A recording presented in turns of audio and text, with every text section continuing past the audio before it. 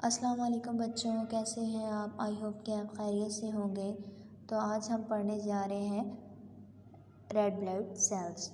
ठीक है, जो हमने पढ़ा था कि ब्लड जो होता है वो दो पार्ट्स पर मुश्तमिल होता है, एक प्लाज्मा और दूसरा क्या होता है हमारे पास रेड ब्लड, दूसरा होता है हमारे पास ब्लड सेल्स होते हैं। ब्लड सेल्स तीन तरह के होते हैं, रेड ब्लड सेल्स होते हैं, वाइट ब्लड सेल्स होते हैं और तीसरे क्या होते हैं, प्लेटलेट्स होते हैं। तो आज जिस पे हम डिस्कशन करेंगे वो है red blood cells. Red blood cells क्या होते हैं और ये किस तरह मैच्योर होते हैं, इस लेक्चर में मैं आपको बताऊंगी। ठीक है, रेड ब्लड सेल को हम एरिथ्रोसाइट्स भी कहते हैं।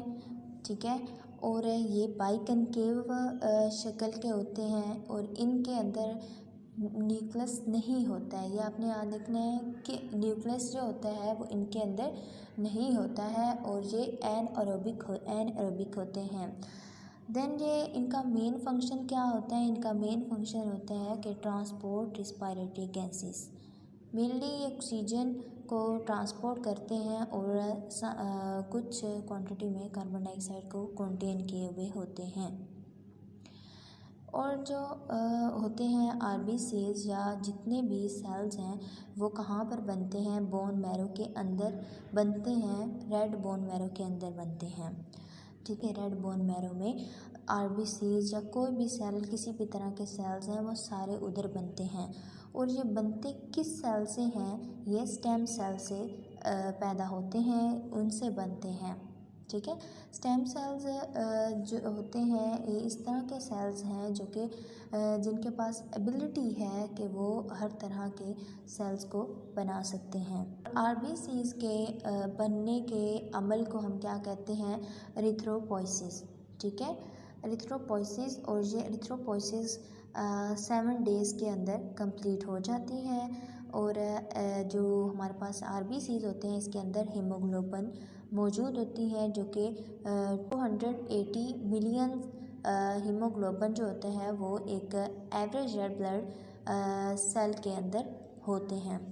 ठीक है, जो हीमोग्लोबिन होते हैं इनके अंदर आगे आयरन मौजूद होता है जिनके पास कैपेसिटी होती है कि वो ऑक्सीजन को कैरी कर सकते हैं। ठीक है, इसमें जो होता है, अब देखें कि एरिथ्रोपोइसिस को देखते हैं कि एरिथ्रोपोइसिस यहाँ पे सीज हैं वो किस तरह बनते हैं, मैच्योर कैसे होते हैं।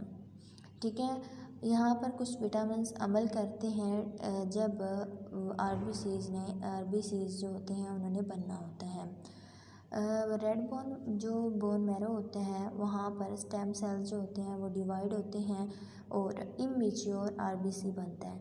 इमेच्योर आरबीसी के ऊपर जो होता है vitamin B12 and folic acid जो होते हैं वो एक्ट करते हैं, जो कि स्मॉल इंटेस्टाइन से आते हैं एब्जॉर्ब होके।